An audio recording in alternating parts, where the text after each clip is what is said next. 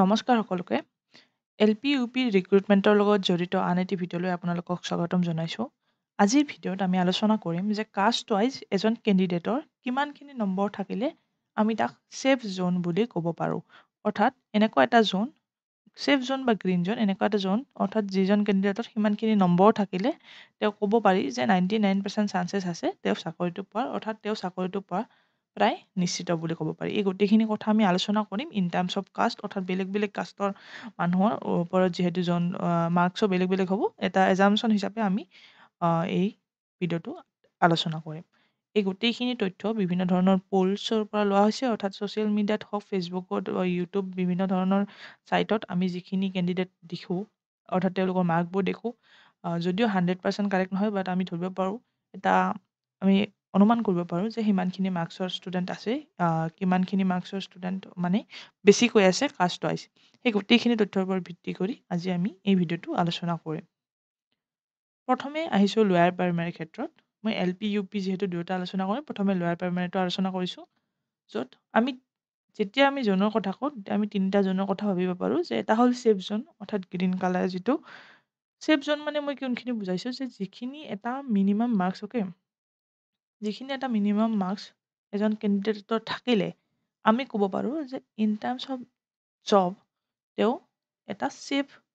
ঠাইত আছে, অৰ্থাৎ তেওঁৰ যিটো চান্স জব পোৱাৰ সেইটো প্ৰায় 99% বুলি ক'ব পাৰি। এই গোটেই ভিডিঅ'টো এটা এজামশ্যন হ'ব, এজামশ্যন অৰ্থাৎ যিখিনি আমি শুদ্ধ বুলি ভাবিছোঁ বা শুদ্ধ বুলি গেছ কৰিছোঁ, আৰু এই এজামশ্যনটো অকল এনেই জাষ্ট মুখেৰে কোৱা এজামশ্যনছ নহয়, এই এজামশ্যনটোৰ ভিত্তি হিচাপে আমি ছ'চিয়েল মিডিয়াৰ প'লছবোৰৰ ওপৰত কৈছোঁ, লগতে আমাৰ যিখিনি ভিডিঅ'ছ আছে সেই ভিডিঅ'জত যিখিনি মোক পাৰ্চনেলিও কণ্টেক্ট কৰিছে, বহুজনে মেইল কৰিছে, বহুজনে কমেণ্ট কৰিছে তেওঁলোকৰ মাৰ্কছ লৈ। আই থিংক মেইলছ কৰা মেক্সিমাম মানুহে জেনুইন মাৰ্কছে কয়, ইন টাৰ্মছ অফ ডিষ্ট্ৰিক্ট ছিলেকশ্যনত তেওঁলোকে মেইল কৰিছিলে। তো আমাৰ যিহেতু ভিউজত প্ৰায় 10K 9K তেনেকুৱা ধৰণৰ মানুহ যিহেতু আমাক মাৰ্কছ কমেণ্ট কৰে, তেতিয়া আমি এটা আভাস পাব পাৰোঁ যে মাৰ্কছ মানুহখিনি কিমান আছে একচুৱেলি, কাষ্ট ৱাইজ SC হওক, OBC হওক বা জেনেৰেল হওক, তেওঁলোকৰ এনেই সাধাৰণ বেছিকৈ মাৰ্ক থকা, বেছিকৈ মানে কেণ্ডিডেটবোৰৰ কোনখিনি মাৰ্কছৰ ওপৰত ফ্লাকচুৱেট কৰি আছে এইখিনি কথা এটা আইডিয়া হৈ যায়। লগতে যিহেতু ময়ো যোৱাবাৰ DEE ছিলেকশ্যন পাইছিলোঁ, গতিকে মই বিভিন্ন ধৰণৰ গ্ৰুপত জড়িত আছিলোঁ, তো এটা আইডিয়া থাকি যায় যে কেনে ধৰণৰ মাৰ্কছ ছেফ জ'নত থাকিব পাৰে। তাৰ ওপৰত ভিত্তি কৰি আমি এই এজামশ্যনটো কৰিছোঁ, অৰ্থাৎ ছেফ জ'নত কোনখিনি মানুহ থাকিব পাৰে আৰু মিডিল জ'নত কোনখিনি মানুহ থাকিব পাৰে, বাকী তাৰ তলৰখিনি যিখিনি হ'ব সেইখিনি ৰিস্ক জ'ন বা আমাৰ লাক জ'ন বুলি ক'ব পাৰি। তো এইখন হৈছে আমাৰ এল পিৰ যিটো ভেকেঞ্চি ডিটেইলছ, তাত মই জাষ্ট এড কৰিছোঁ। যেনেকুৱা কিছুমান ধৰণৰ ডিষ্ট্ৰিক্ট যেনেকৈ 11 আছে, বা কিছুমানত যিহেতু পষ্টে কম, যেনেকৈ OBC 7 আছে, তেনেকুৱা ধৰণৰ কিছুমান ডিষ্ট্ৰিক্টত কি হয়, তাত হয়তো মাৰ্কছ বহু বেছি যাব পাৰে। ইয়াত যিটো আমি গ্ৰীণ জ'ন ধৰিম, সেই গ্ৰীণ জ'নটোৱে প্ৰায় গোটেইখিনি ডিষ্ট্ৰিক্ট কাভাৰ কৰিব, ইনক্লুডিং দিছ ডিষ্ট্ৰিক্টছ অলছ'। ষ্টিল এই ডিষ্ট্ৰিক্টত কেতিয়াবা ইয়াতকৈও বেছি, গ্ৰীণ জ'নতকৈও বেছি আমাৰ মাৰ্কছ কাট অফ যাব পাৰে। প্ৰথম কথা হ'ল, মই যেতিয়া এটা কথা ক্লিয়াৰ কৰি দিব পাৰোঁ, ক্লিয়াৰ কৰি দিওঁ যে কাট অফ আমি ডিছকাছ কৰিব যাই থকা নাই এই ভিডিঅ'ৰ জৰিয়তে। এই ভিডিঅ'ত আমি কাট অফ ডিছকাছ নকৰোঁ, এই ভিডিঅ'ত আমি ডিছকাছ কৰিম যে কেণ্ডিডেটৰ মাৰ্ক হিচাপে আপোনাৰ কিমান মাৰ্ক আছে, সেই মাৰ্কটো ছেফ হয় নে নহয়, সেইটো জাষ্ট কথাটোহে আমি ডিছকাছ কৰিম। প্ৰথমে আমি লিষ্টখন চোৱাৰ আগতে মই এটা এক্সাম্পলেৰে আৰম্ভ কৰিছোঁ। ধৰক আমি LPSৰ ওপৰত ছেফ স্ক'ৰ ডিছকাছ কৰিম। প্ৰথমে নৰ্মেল যিখিনি কমন চেঞ্চৰ পৰা এটা এক্সাম্পল মই লৈছোঁ, অকল এক্সাম্পল এক্সাম্পল হিচাপে মই লৈছোঁ যে টেটত আমি জানো যে LPৰ ক্ষেত্ৰত টেটৰ পৰা আমাৰ 85%, ইফ আই এম নট ৰং, 85% টেটৰ পৰা, দেন HS-ৰ পৰা 5%, আৰু আমাৰ যিটো DLEDৰ পৰা 5%। এতিয়া মই এটা এক্সাম্পল ল'লোঁ যে টেটৰ পৰা 85% এজন কেণ্ডিডেটে, ধৰক কেণ্ডিডেট এছ, কেণ্ডিডেট এছৰ কি হৈছে, টেটত মাৰ্কছ আছে ধৰক 90, UR বুলি ধৰিলোঁ, এটা নৰ্মেল ধৰিছোঁ বাৰু, UR OBC যিকোনো ক্ষেত্ৰত এইটো প্ৰযোজ্য হ'ব। মই এটা এক্সাম্পল লৈছোঁ জাষ্ট, এনেই OBC বা তেনেকুৱা ক্ষেত্ৰত অলপ কম মাৰ্ক হ'লেও পাছ কৰে, বা ষ্টিল মই লৈছোঁ 90 মাৰ্কছ এটা পাইছে, একচুৱেলি এটা মিনিমাম মাৰ্কছ 90 পায় আৰু চবেই, যিহেতু 90 মাৰ্কছ এটা পাইছে, তো 90 যদি পাইছে আউট অফ 150, তেতিয়া তেওঁৰ 60% হয়, ৰাইট। আৰু 60ৰ পৰা আমি এতিয়া কি কৰি ওলাব লাগিব 85% ওলাব লাগিব 85% 60ৰ পৰা ওলালে আই থিংক কিমান হ'ব মই কেলকুলেশ্যন কৰি লওঁ 51 হ'ব মে বি লেটছ চি 60 80% 85% চৰি it will be 51 yes right 51 হ'ব আমাৰ টেটৰ পৰা মিনিমাম মাৰ্কছ এটা ধৰিছোঁ এইচএছত 5% এইচএছত ধৰক মই ধৰিলোঁ 70 পাইছে 70 যদি 5% ওলাওঁ 3.5 প্লাছ ডি এল এডত আজিকালি ডি এল এডত প্ৰায় যিহেতু বেছি পাৰ্চেণ্ট পোৱা দেখা যায় তো সেইবাবে মিনিমাম মই এটা ধৰিছোঁ 80% তো তেওঁৰ হ'ব 4 অৰ্থাৎ 51 প্লাছ 3.5 প্লাছ 4 কৰিলে আমাৰ কিমান হয় 58.5 এটা মিনিমাম যদি ধৰোঁ 58.5 এটা মাৰ্কছ আমাৰ হাতত থাকে ঠিক আছে তো মই মই ভবা মতে এইখিনি জাষ্ট এটা মিনিমাম মাৰ্কছ লৈছোঁ মই জানো ইয়াতকৈও কম নিশ্চয় মাৰ্ক থাকিব পাৰে ন' ডাউট ইয়াত কাৰণ কম মাৰ্কছ পালেও বহুতে টেটত কম মাৰ্কছ পালেও অৰ্থাৎ 83 পালেও আমাৰ টেট পাছ কৰে যিবোৰ ৰিজাৰ্ভেশ্যন কেটেগৰী হয় তো তেওঁলোকৰ এইটো কম হৈ যাব তেনেকৈ ডি এল এডতো কিছুমানৰ কম থাকিব পাৰে যিহেতু টেটত মিনিমাম 90 মেক্সিমামে পায় 90 মাৰ্ক এটা মেক্সিমাম মানুহে পায়েই তো সেইটো 90 ধৰিছোঁ তো 58.5টো এনেই তেনেকৈ আহে আৰু এটা যদি এক্সাম্পল হিচাপে কওঁ কাৰোবাৰ যদি 110 আছে টেটত তো তাৰ পৰা যদি 110ৰ পৰা যদি আপুনি 150 ভিতৰত ওলাই 73% হয় আৰু 73%ৰ পৰা যদি আপুনি 85% ওলাই তেতিয়া 62 অকল টেটৰ পৰাই 62 আহে অ'কে অকল টেটৰ পৰাই 62 আহে কোনোবাই যদি 110 পাইছে অৰ্থাৎ যিসকলে টেটত ভাল নম্বৰ পাই আছে তেওঁলোকৰ অলৰেডি 62 অকল টেটৰ পৰাই আহিছে বাকী এইচএছৰ পৰা যদি 3 + 3ও ধৰোঁ তেতিয়া 9 10 11 70 হৈ যায় অ'কে তো টেটে কিমান বেছি ইয়াত ৰোল প্লে' কৰে আপোনালোকে দেখিব পাইছে যিসকল কেণ্ডিডেটে যদি তেনেকুৱা ধৰক 50টাও কেণ্ডিডেট আছে যিসকলৰ টেটত মাৰ্কছ বেছি 100+ আছে তো তেওঁলোকৰ চান্সেছখিনি বহুত বেছি হৈ যায় তো তেনেকৈ যিহেতু মই ছেভ স্ক'ৰ দিম তো মই জাষ্ট এটা এক্সাম্পল দিলোঁ যে এইখিনি মাৰ্কছটো এনেই তেনেই থাকিব পাৰে যিহেতু বহুত আমি কথা ছ'চিয়েল মিডিয়াত শুনি আছোঁ যে এইবাৰ কম্পিটিশ্যন বহুত কম অৰ্থাৎ বি এড নাই বাকী কণ্ট্ৰভাৰ্চি হিচাপে NIOS যিখিনি ন'টিচ দিছিলে ষ্টিল এতিয়া নাই বুলি ক'ব পাৰি থাকিব বুলি ক'ব পাৰি এইটো গম নাপাওঁ পিছত গম পাম গতিকে মেইন এইটো মই কাটি দিওঁ প্ৰথমে আহিছোঁ বি এড নাই অ'কে বি এড নাই বি এড নহ'লে কি হয় বহুখিনি কম্পিটিশ্যন কম হৈ যায় আই ন' ডেট এইটো সঁচা কথা এইটো এটা বহুত আমাৰ স্বৰ্ণ সুযোগ বুলি ক'ব পাৰি কাৰণ এইবাৰ বি এড যিহেতু নাই তো কম্পিটিশ্যন আগৰ বছৰৰ তুলনাত কম হ'ব ষ্টিল যিসকলে ডি এল এড আছে সেইসকলেতো ইমান নজনা মানুহ নহয় অকল বি এডসকলে জনা আছিল তেনেকুৱাতো নহয় ডি এল এডৰ ষ্টুডেণ্টবোৰ সম্পূৰ্ণ সমানে আমাৰ ইণ্টেলিজেণ্ট হয় আৰু তাৰ মাজত নিশ্চয়কৈ বেছি মাৰ্কছ পোৱা ষ্টুডেণ্ট এতিয়াও আছে তো সেইবাবে আমি কম্পিটিশ্যনক কেতিয়াও আণ্ডাৰ এষ্টিমেট কৰিব নালাগে আমি প্ৰিপেয়াৰ থাকিব লাগে যিকোনো ছিটুৱেশ্যনৰ বাবে বাট কম্পিটিশ্যনক আমি সদায় ৰেচপেক্ট কৰিব লাগে কম্পিটিশ্যনক আণ্ডাৰ এষ্টিমেট কৰি চলাৰ আমাৰ দৰকাৰ নাই গতিকে সেইটো হিচাপে মই এইখন টেবুল বনাইছোঁ তাৰ আগত মই যিখিনি ডিছক্লেইমাৰ আছে সেইটো দি দিছোঁ যে এইটো জাষ্ট মোৰ examination in terms of polls আৰু ইন টাৰ্মছ অফ যিখিনি মাৰ্ক মই দেখিছোঁ মানুহখিনি তাৰ ওপৰত এজামশ্যন হিচাপে মই জেনেৰেল কেণ্ডিডেটৰ যিমানখিনি মাৰ্ক দেখিছোঁ তাৰ ভিতৰত গ্ৰীণ জ'ন হিচাপে যদি মই ক'ব বিচাৰোঁ যে যিখিনি মাৰ্ক থাকিলে আপুনি জব পোৱাটো 99% নিশ্চিত সেইটো মাৰ্কছ হ'ব 65+। এতিয়া হয়তো বহুতে কমেণ্ট কৰিব ইমান বেছি কিয় কৈছে কম কাট অফ যাব নিশ্চয়কৈ কাট অফ কম যাব পাৰে আমি কাট অফ ডিছকাছ কৰি থকা নাই these are not cut off okay cut off জেনেৰেলৰ নিশ্চয় কম যাব 65 কাট অফ নাযায় সেইটো ময়ো জানো গ্ৰীণ জ'ন হৈছে গ্ৰীণ জ'নে এইটো বুজাইছে যে অল ডিষ্ট্ৰিক্টৰ বাবে এইটো এটা প্ৰায় ঠিক নাম্বাৰ বুলি ক'ব পাৰি যিহেতু আমাৰ কম্পিটিশ্যন এইবাৰ কম 65+ যদি বি এড থাকিলেহেঁতেন এইটো 70+ হ'লহেঁতেন for all district green zone মানে সকলো ডিষ্ট্ৰিক্টৰ বাবে অ'কে OBC যদি আপুনি কেণ্ডিডেট হয় তেতিয়া 62+ যদি আপোনাৰ আছে তেতিয়া মই ভাবোঁ আপুনি গ্ৰীণ জ'নত আছে বা ছেফ জ'নত আছে যে আপুনি ইমান বেছি ভয় কৰি বা ইমান বেছি চিন্তা কৰি থকাৰ কোনো দৰকাৰ নাই নেক্সট SC কেণ্ডিডেটৰ বাবে তেনেকৈ 60+ মই ইয়াৰ যিটো ডিফাৰেঞ্চেছ আছে সেইটো ইমান বেছি ৰখা নাই কাৰণ এইবাৰ যিমানখিনি মাৰ্কছ দেখিছোঁ প্ৰায় জেনুইনলি যদি ক'ব বিচাৰোঁ 60 পইণ্ট ছামথিং 62 59.8 তেনেকুৱা ধৰণৰ মাৰ্কছ মই বহুতখিনি দেখিছোঁ আপোনালোকে আমাৰ আগৰ ভিডিঅ'জবোৰ চাব পাৰে যাত যিমানখিনি কমেণ্ট আহে প্ৰায় এনেকুৱা ধৰণৰ মাৰ্কছৰ কমেণ্ট আহে প্লাছ যিখিনি আমাৰ ফেচবুকৰ ডাঙৰ ডাঙৰ গ্ৰুপ আছে বহুত লাখ মানুহ থকা গ্ৰুপ আছে তাত যিমানখিনি পোলছ দিয়ে তাতো এনেকুৱা ধৰণৰ মাৰ্কছ দেখা যায় যদিও আমি পোলছক ইমান 100% ৰিলায়েবল কৰিব নোৱাৰোঁ ষ্টিল এটা আভাস ল'ব পাৰোঁ যে এনেকুৱা ধৰণৰ মাৰ্কছে প্ৰায় আছে যিহেতু মই এক্সাম্পলটোতো আপোনালোকক দেখাই দিছোঁ যে এনেইটো 58.5 প্ৰায় থাকেই এনেকৈ এছ টি ক্ষেত্ৰত এইটো যিহেতু এছ টি কৈছোঁ মই এছ টি প্লেইনছৰ ক্ষেত্ৰত বুলি ধৰি ল'ব পাৰে কাৰণ এছ টি হিলছৰ ক্ষেত্ৰত মই ভাবোঁ প্ৰায় মেক্সিমাম কেণ্ডিডেটৰ এছ টি হিলছৰ ক্ষেত্ৰত মই কৈ দিছোঁ প্ৰায় মেক্সিমাম কেণ্ডিডেটৰ এইবাৰ চান্স আছে যিসকলে ইতিমধ্যে এপ্লাই কৰিছে বা যিসকলৰ টেট পাছ আছে তেওঁলোকৰ এইবাৰ হাই চান্স আছে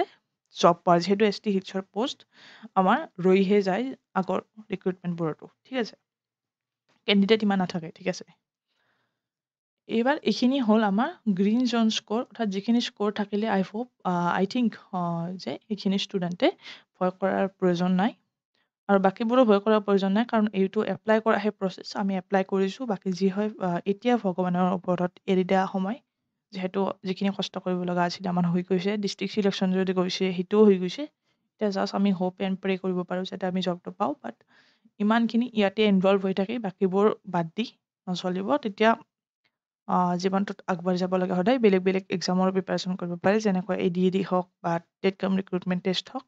তো এইটো এপ্লাই কৰিছে জাষ্ট চিল মাৰি থাকক এতিয়া প্ৰে কৰক যাতে জবটো পাই যায় এতিয়া য়েল্ল' জ'ন হৈছে যিখিনিত মোৰ মতে যিখিনি মাৰ্কত মেক্সিমাম কেণ্ডিডেট থাকে অ'কে যিখিনি মাৰ্কত মেক্সিমাম কেণ্ডিডেট থাকে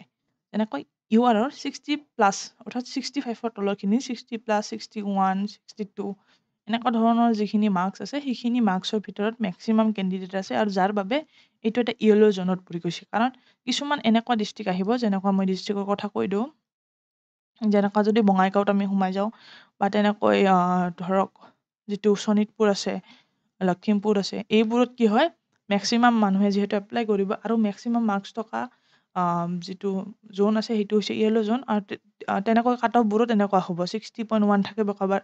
60.2 থাকিব এনেকৈ 60 ঘৰতে বহুকেইজন মানুহ সোমাই যাব তেনেকৈ 50জনৰ যদি 60 ইয়াৰ পৰা 62ৰ ঘৰত সোমাই যায় তেনেকৈ কাট অফটো বেছি হৈ যায় গতিকে সেইটো য়েল্ল' জ'নত থাকে য়েল্ল' জ'ন মানে এনেকুৱা নহয় যে আপুনি জব নাপায় য়েল্ল' জ'ন মানে মিডিল পৰ্চনত আছে অৰ্থাৎ তিনিখন ডিষ্ট্ৰিক্ট যে চিলেক্ট কৰিছে তাৰ হোম ডিষ্ট্ৰিক্ট বা ছেকেণ্ড ডিষ্ট্ৰিক্টত নাপাব পাৰে থাৰ্ড ডিষ্ট্ৰিক্টত হ'লেও পাব পাৰে এইবাৰ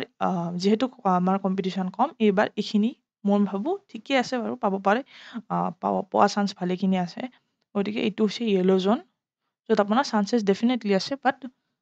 in your preference of district অৰ্থাৎ যিখিনি ডিষ্ট্ৰিক্ট যিটো ডিষ্ট্ৰিক্টত পালে আপোনাৰ বেছি ভাল হয় যিটো ফাৰ্ষ্ট প্ৰিফাৰেঞ্চ থাকিব সেইটোত হয়তো আপোনাৰ অলপ প্ৰব্লেম হ'ব পাৰে বাট ক'ব নোৱাৰি ষ্টিল গ্ৰীণ জ'নতকৈ এইটো অলপমান বেছি ষ্ট্ৰেছত থাকিব নিশ্চয়কৈ OBCৰ সেইটো 58+ হ'ব 58+ৰ ভিতৰত য়েল্ল' জ'ন পৰিব SC তেনেকৈ 56+ আৰু ST প্লেইনছ বুলি ক'লে 55+ হ'ব য়েল্ল' জ'ন কাৰণ ST প্লেইনছৰো মই বহুখিনি দেখিছোঁ যাৰ 55 পইণ্ট চামথিং 56 পইণ্ট চামথিং বা 57 তেনেকুৱা ধৰণৰ মাৰ্কছৰ কেণ্ডিডেট ভালেখিনি আছে তো এইখিনি আছিল এজামশ্যন বিভিন্ন ধৰণৰ আমাৰ যিখিনি প্ৰুফ আছে আমাৰ হাতত প্ৰুফ বুলি ক'ব পাৰি বা ডাটা বুলি ক'ব পাৰি সেই ডাটাখিনিৰ ওপৰত এইখিনি মাৰ্ক আমি এজামশ্যন কৰিব পাৰোঁ বা গেছ কৰিব পাৰোঁ নিশ্চয়কৈ ফ্লাকচুৱেট হ'ব পাৰে বাট আই থিংক ইমানখিনিতো কাট অফ নাযায় যে ইমানখিনি মাৰ্কছ থকাসকলেও জব নাপাব so' it will be I think correct ইমানখিনি মাৰ্কছ যাৰ আছে তেওঁলোকে নিশ্চয়কৈ জব পাব লাগে অৰ্থাৎ য়েল্ল' জ'নো তেওঁলোকৰ ভালে বাকী যিখিনি ৰিস্ক জ'নত পৰিছে অৰ্থাৎ ৰেড জ'নত পৰিছে তেওঁলোকৰ বাবেও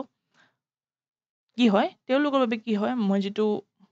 কিছুমান ডিষ্ট্ৰিক্টৰ কথা কওঁ যেনেকৈ ৰিস্ক ডিষ্ট্ৰিক্ট বুলি এখন নাম দিছোঁ যে এই ৰিস্ক ডিষ্ট্ৰিক্টখনত যদি তেওঁলোকে এপ্লাই কৰিছে যিবোৰ ডিষ্ট্ৰিক্টত কাট অফ মে বি কম যাব পাৰে কাট অফ মে বি ল' হ'ব পাৰে সেই ল' ডিষ্ট্ৰিক্টত যদি তেওঁলোকে এপ্লাই কৰিছে সেই ৰিস্ক মাৰ্কছ থকা কেণ্ডিডেটজনেও জব পাই যাব পাৰে য়েল্ল' জ'নত থকা মানুহজনেও জব নাপাব পাৰে যদি তেওঁলোকে বেছি কাট অফ যোৱা ডিষ্ট্ৰিক্টবোৰত অকল এপ্লাই কৰিছে এনেকুৱা কথা গতিকে চান্স চবতে আছে অ'কে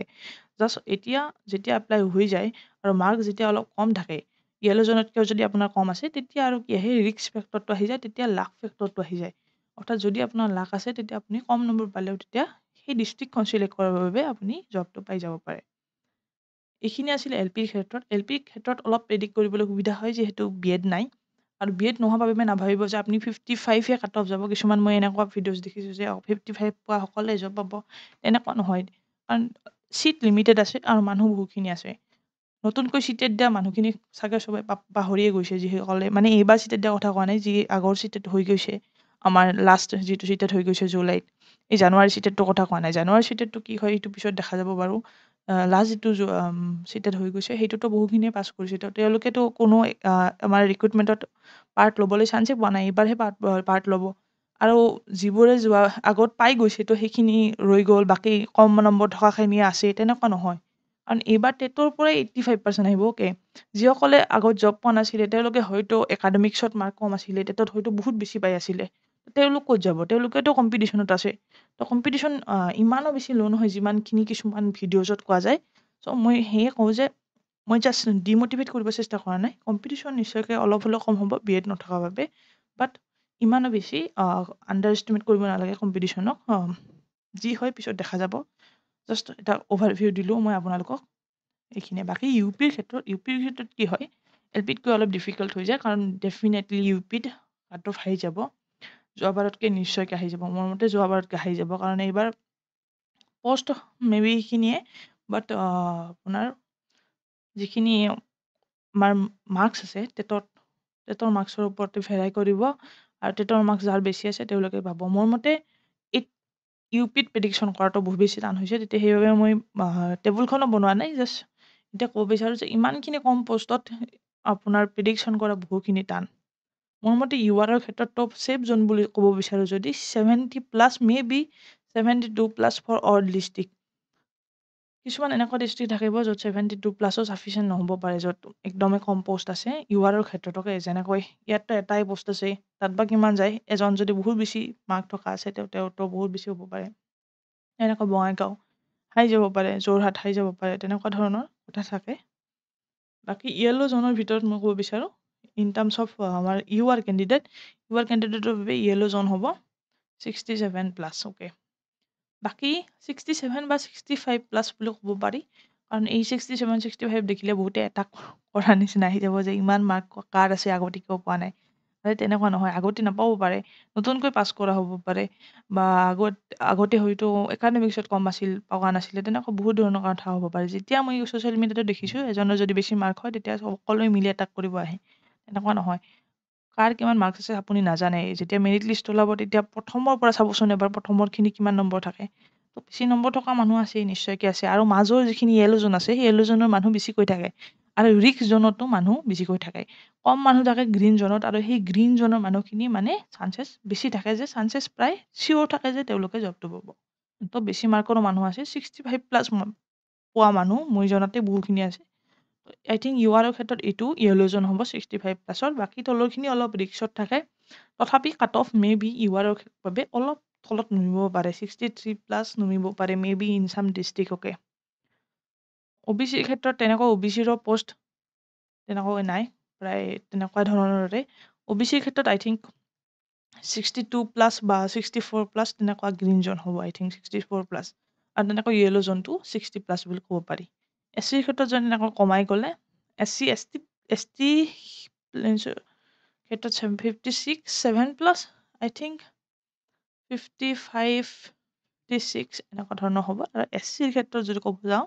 তেনেকৈ মোৰ মতে 60+এই হ'ব আৰু ইউ পিত কাট অফ হাইয়ে হ'ব ইউ পিত ইমান কম হ'ব বুলি আমি ভাবিব নোৱাৰোঁ এনেকুৱা ধৰণে ইউ পিৰ প্ৰেডিকশ্যনটো মোৰ ইমান বেছি একুৰেট নহ'ব পাৰে মানে এতিয়া তেনেকুৱা ধৰণে ক'ব নোৱাৰি ইউ পিৰ ক্ষেত্ৰতকে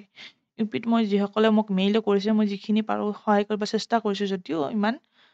ইউ পিত প্ৰেডিকশ্যন কৰাটো সহজ নহয় যিমানে পষ্ট কম হৈ যায় আৰু যিমানে কম্পিটিশ্যন বেছি হৈ যায় তেতিয়া প্ৰেডিকশ্যন কৰাটো বহুত টান হৈ যায় কাৰণ 11টা 12টা হায়েষ্ট 41টা তাৰ ভিতৰত আৰু আপোনালোকে কি বেছি থকা ডিষ্ট্ৰিক্ট কি কম থকা ডিষ্ট্ৰিক্ট চিলেক্ট কৰিব নহয় জানো কমপ্লিটলি এটা লাক ফেক্টৰ আহি যায় তো আপাৰ প্ৰাইমেৰীৰ ক্ষেত্ৰত এইখিনিয়ে আছিলে বাকী এল পিৰ ক্ষেত্ৰত এইখিনি যিখন চাৰ্ট আছিলে বাকী কিমানখিনি শুদ্ধ হয় কিমানখিনি ভুল হয় নাজানো এইবোৰ বাৰু মেৰিট লিষ্ট ওলালে আমাৰ গম পোৱা যাব বাকী লাষ্ট কথা হিচাপে মই এইখিনি ক'ব বিচাৰোঁ যে আপোনালোকে যিখিনি কেণ্ডিডেটে এপ্লাই কৰিছে আই ন' আপোনালোকে বহুতো মেণ্টেল ষ্ট্ৰেছত থাকিব পাৰে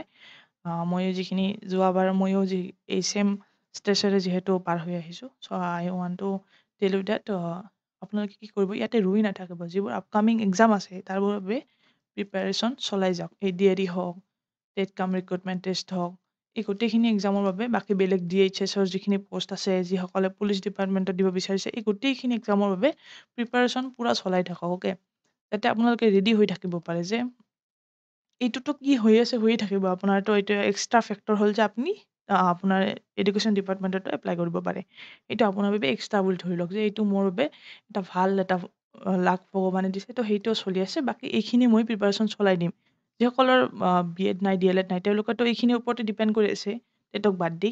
তো এইখিনিও আপোনালোকে চলাই নিয়ক আৰু বাকী এইটোৰ ওপৰত আমি ইমানখিনি ষ্ট্ৰেছ লৈ নাথাকোঁ। বাকীখিনি যিহেতু আমাৰ হৈ গৈছে গোটেইখিনি কাম কৰিবলগীয়া, তো বাকী যিখিনি হয় that will be depend on God, that will be depend on the merit list. তো এইটো হৈ থাকিব, যিটো নিজে নিজে হ'ব, তাত কৰিবলগীয়া একো নাই। এতিয়া কৰিবলগা আছে এইখিনি প্ৰিপাৰেশ্যন কৰি যাওক। বাকী এই বছৰ এটা জব পোৱাটো নিশ্চিত হৈ থাকিব। তেতিয়া আপোনাৰ চান্সেছ বহুত বাঢ়ি যায়। অকল এইটোতে ভাবি ভাবি যদি এইটো প্ৰিপাৰেশ্যনো এৰি দিয়ে, যদি এইটো নহয়, তেতিয়া দুটা নহয়, তো এটা কাম কৰক না, এইটো হৈ থাকিব দিয়ক, এইটোৰ প্ৰিপাৰেশ্যন কৰক, কি ঠিক এইটো পথ হৈয়ে যায়, অ'কে? চ' জব নিশ্চয়কৈ হ'ব। আই হোপ সকলোৰে হওক, যিসকলে হাৰ্ডৱৰ্ক কৰিছে। চ' থেংক ইউ এভৰিৱান। এইখিনি কথা ক'ব লগা আছিলে এইটো আজিৰ ভিডিঅ'টোৰ জৰিয়তে। কিবা কুৱেৰি থাকিলে, কিবা জানিব লগা থাকিলে আপোনালোকে কমেণ্ট কৰিব পাৰে। লগতে আমি আগন্তুক যিখিনি ADREৰ হওক বা টেটকাম ৰিক্ৰুটমেণ্ট টেষ্টক, তাৰ বাবে কমপ্লিটলি ফ্ৰী ভিডিঅ'জবোৰ দিবলৈ চেষ্টা কৰিম। সময় মিলাই যিখিনি আমাৰ চিলেবাছ কভাৰ কৰিব পাৰোঁ, জেনুইনলি যিখিনি কণ্টেণ্ট দিব পাৰোঁ, সেইখিনি কণ্টেণ্ট আমি আগবঢ়াবলৈ চেষ্টা কৰিম। যদি ADREত